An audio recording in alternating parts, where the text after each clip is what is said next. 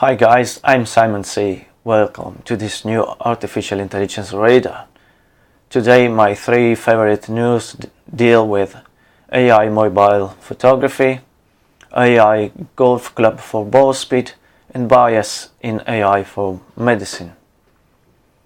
The Verge contributor Sam Byford argues that the most impressive recent advancements in photography have come from AI, not cameras, sensors, and lenses.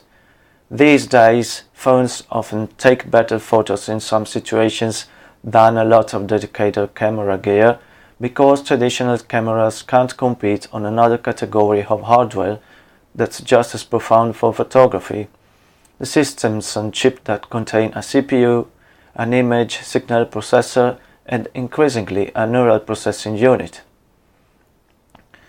AI leveraging this kind of advanced hardware makes for what's come to be known as computational photography, which covers the algorithms that help drive the Google Pixel's incredible image quality.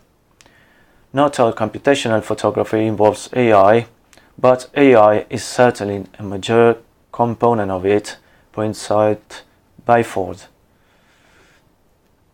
Apple makes use of this tech to drive its dual-camera phone's portrait mode. The iPhone's image signal processor uses machine learning techniques to recognize people with one camera, while the second camera creates a depth map to help isolate the subject and blur the background. Byford cites all three generations of Pixel as the most compelling evidence for Google's leadership in its field.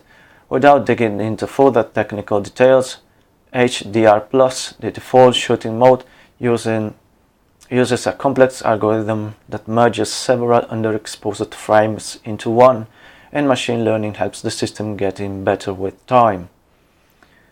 Google's advantage, adds Byford, has never seemed so stark as it did a couple of months ago with the launch on Night Sight.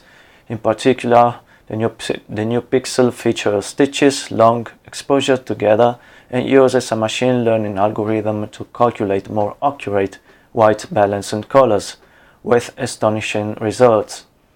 The feature works best on the Pixel 3 because the algorithms were designed with the most recent advanced hardware in mind, but Google made it available for all Pixel phones, and it's a stunning advertisement for how software is now more important than camera hardware when it comes to mobile photography.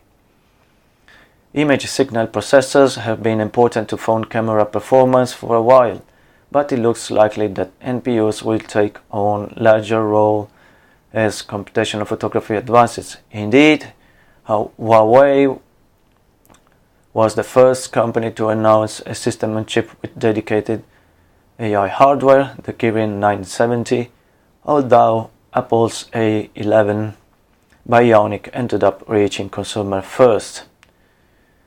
Since the camera is an essential feature of any phone and AI is our best shot at improving it today, concludes Byford, out of all the possibilities and applications raised by the artificial intelligence hype wave of the past few years, in his opinion, the area with the most practical use is arguably photography. Forbes contributor Steve McCaskill reports that Callaway Golf has used AI to develop its latest clubs, claiming that the use of machine learning algorithm and supercomputer helped reduce a tradition of 34 years of product design into a matter of just days. Dr. Alan Hocknell, Callaway's head of research and development, told McCaskill that he designed the body of the club using traditional means and instructed the supercomputer to design a face that would suit the characteristics of the body, meaning that the face designed by the AI simply wouldn't work as effectively if affixed to another club. The new Epic Flash driver, writes Callaway on its website, employs a new proprietary technology called Flash Face to help golfers get more ball speed for more distance.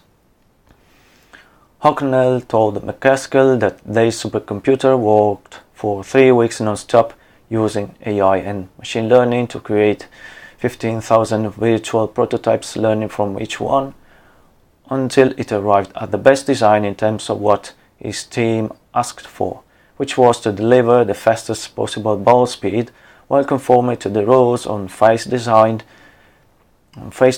maintained by the United States Golf Association. The final asymmetrical design surprised Callaway's research and development team, as it displayed a random pattern of waves and ripples of different sizes and depths spanning the surface.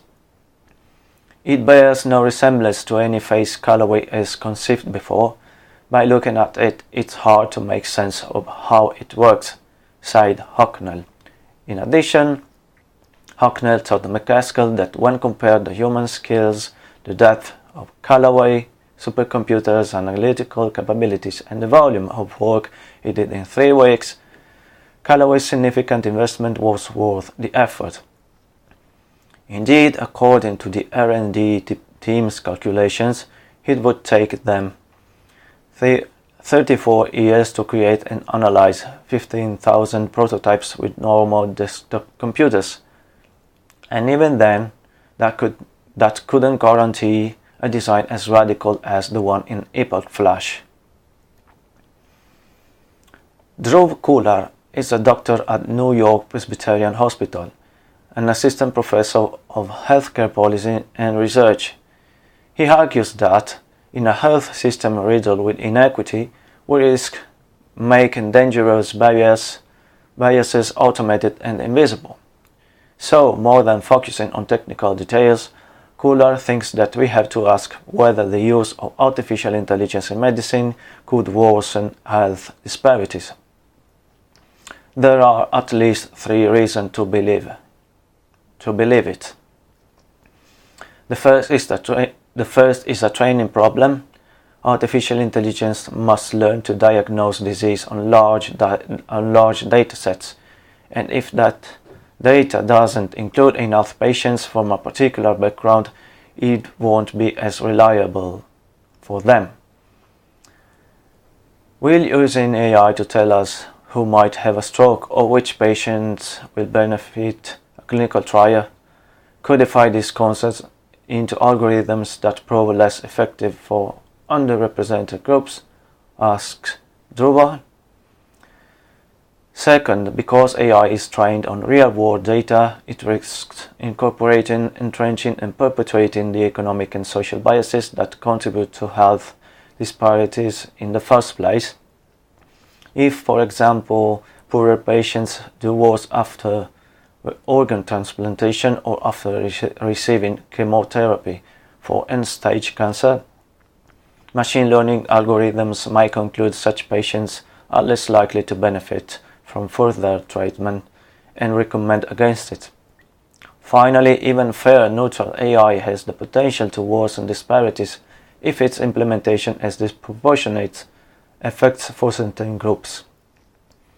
A program designed to maximize efficiency or lower medical costs might discourage operating on patients in a low-income neighborhood altogether. Still, Kular thinks that AI holds tremendous potential to improve medicine, but realizing this promise requires being aware of the potential for bias and guarding against it. Most importantly, this means recognizing that humans, not machines, are still responsible for caring for patients. It is our duty, concludes Kular, to ensure that we are using AI as another tool at our disposal, not the other way around. Okay guys, it's all for today. See you next time with AI Radar. Bye.